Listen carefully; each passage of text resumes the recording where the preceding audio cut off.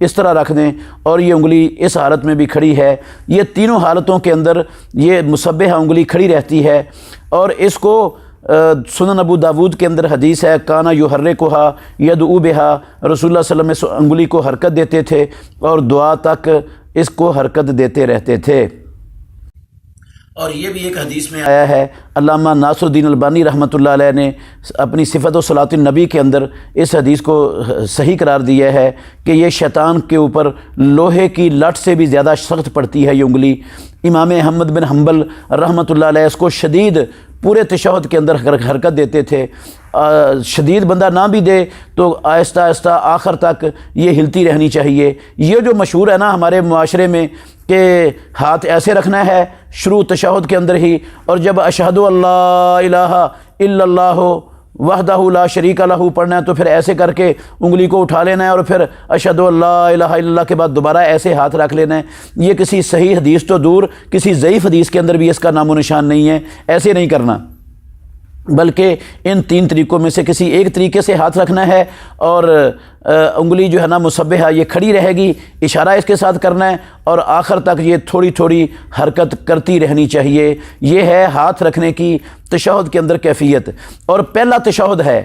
یا ایسی نماز کا تشہد ہے جو 2 رکعتوں والی نماز ہے، جس طرح فجر کی نماز ہے یا جمعے کے فرض ہیں، تو اس میں آپ نے جس طرح 2 سجدوں کے درمیان بیٹھے تھے اپنے بائیں پاؤں کو بچھا کر اس کے اوپر بیٹھ جانا ہے، اور اپنے دائیں پاؤں کی انگلیوں کو قبلے کی طرف کر لینا ہے، اور اس کے پب کو زمین پر اچھی طرح گاڑ لینا ہے، اس طرح بیٹھ جانا ہے پہلے تشہد میں بھی، اور ایسی نماز کے تشہد میں بھی جس نماز کی 2 رکعتیں ہیں، فجر کی نماز ہے یا جمعے کی فرض نماز ہے، تو اس میں اس کو کہتے ہیں افتراش۔ پہلے تشہد میں بھی ایسے ہی، اور ایک تشہد والی نماز میں بھی ایسے ہی راجح قول ہے اہل علم کے اقوال میں سے، جو اللہ کے نبی کی سنت کے زیادہ قریب ہے، وہ یہی ہے۔ اور پھر آپ نے تشہد پڑھنا ہے، التحیات للہ والصلوات والطیبات، السلام علیک ایھا النبی ورحمۃ اللہ وبرکاتہ، السلام علینا وعلی عباد اللہ الصالحین، اشہد ان لا الہ الا اللہ واشہد ان محمدا عبدہ ورسولہ۔ یہ پڑھ کر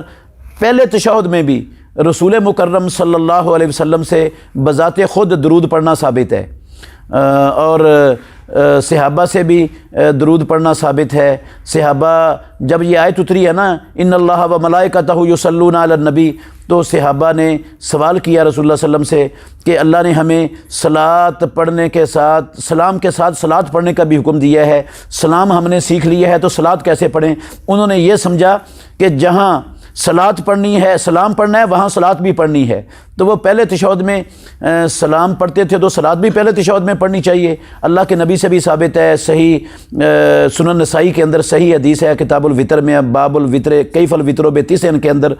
اللہ کے نبی نے 2 تشہد کیے، اور پہلے تشہد میں بھی درود پڑھا، دوسرے میں بھی درود پڑھا، اور ہر تشہد کے اندر اللہ کے نبی نے دعا بھی آپ سے پڑھنا ثابت ہے، بلکہ حکم بھی دیا ہے کہ جب بھی تم میں سے کوئی تشہد بیٹھے، جب بھی تشہد بیٹھے، اس کا مطلب ہے وہ پہلا تشہد ہو یا دوسرا تشہد ہو، وہ فلیتخیر من الدعاء اعجبہ الیہ، جو دعا اس کو اچھی لگتی ہے، پسند ہے، وہ اختیار کر لے۔ تو جب بھی تشہد بیٹھے کا مطلب ہے پہلا تشہد ہو یا دوسرا ہو، دعا پڑھنی چاہیے، اور دعا کا مقام تشہد میں درود شریف کے بعد ہے، یہ بھی درود شریف پڑھنے کی دلیل ہے پہلے تشہد میں۔ تو اتحیات کے بعد درود شریف کے بعد دعا، یہ پڑھ کر آپ اگر یہ مغرب کی نماز ہے یا ظہر عصر اور عشاء کی نمازیں ہیں تو پھر آپ کھڑے ہو جائیں گے۔ یہ تشہد جو ہے نا یہ فرض ہے، فرض، یہ پہلا تشہد اتحیات پڑھنا یہ فرض ہے نماز میں، تو حکم دیا ہے اس کا رسول مکرم صلی اللہ علیہ وسلم نے، پڑھا بھی ہے اور حکم بھی دیا ہے۔ اگر پہلا تشہد بندہ بھول جائے، اللہ کے نبی بھول گئے تھے تو پیارے پیغمبر نے اس پہلے تشہد کی جگہ پر پھر سجدہ سہو کیا تھا سلام پھیرنے سے پہلے، تو یہ نماز کے اندر واجب ہے، فرض ہے پہلا تشہد۔ تو پہلا تشہد مکمل کرنے کے بعد دعا تک پڑھیں، افضل یہی ہے۔ ویسے بھی پہلے تشہد اور دوسرے تشہد میں فرق کی کوئی دلیل کسی صحیح حدیث کے اندر، مرفوع حدیث کے اندر موجود نہیں ہے۔ تو اس کے لیے اس کے بعد پھر آپ جس طرح اٹھتے تھے پہلے دوسرے سجدے کے بعد ہاتھوں کو اس طرح رکھنا ہے جس طرح مٹھیاں بند کر کے اور آٹا گونتی ہیں خواتین مٹھیاں بند کر کے، اس طرح اللہ اکبر کہتے ہوئے ہاتھوں پر اعتماد کر کے آپ اٹھیں گے، اور پھر کھڑے ہو کر اللہ اکبر کہتے ہوئے رفع الیدین کر کے دوبارہ پھر ہاتھ باندھ لیں گے۔ پھر تیسری رکعت میں سورہ فاتحہ، اور کبھی کبھی سورہ فاتحہ پر اکتفا کر لیتے تھے، اور اکثر اوقات رسول اللہ صلی اللہ علیہ وسلم فاتحہ کے بعد